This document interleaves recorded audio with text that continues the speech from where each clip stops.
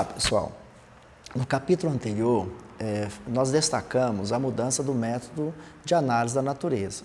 Nós migramos do método filosófico, onde se destacou a filosofia aristotélica, para o método científico, que se baseia no tripé instrumentação, observação da natureza com instrumentos, a experimentação, que é a simulação de situações que ocorrem naturalmente por meio de experimentos, e a matematização, que consiste em descrever as leis e as regras do universo em linguagem matemática. Pois bem, nesse capítulo nós vamos discutir as leis de Newton, um modelo teórico que descreve o movimento dos corpos no universo baseada no método científico. Para começar, vamos abordar o princípio da inércia.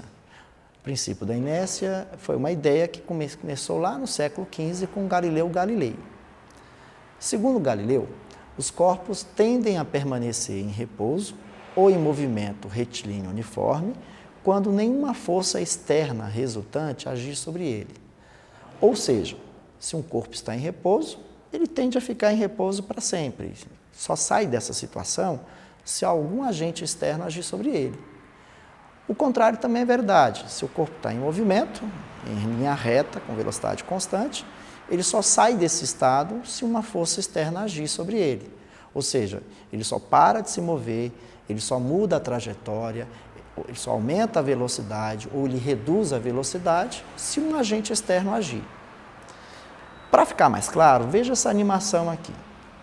No exemplo, na animação, nós temos uma caixa sobre um caminhão que está em repouso inicialmente.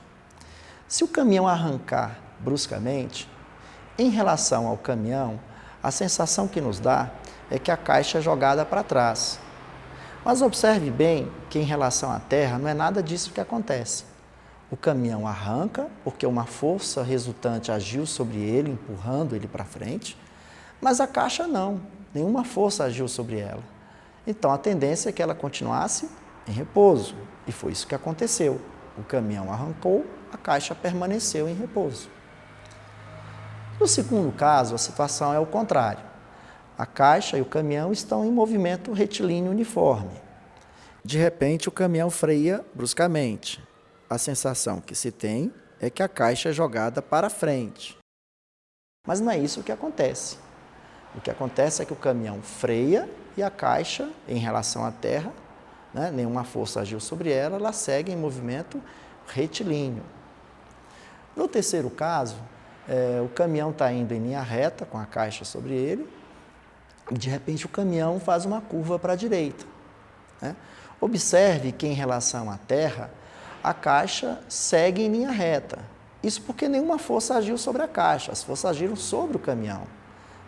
O caminhão foi empurrado lateralmente e aí ele fez a curva. A caixa não, a caixa seguiu em linha reta.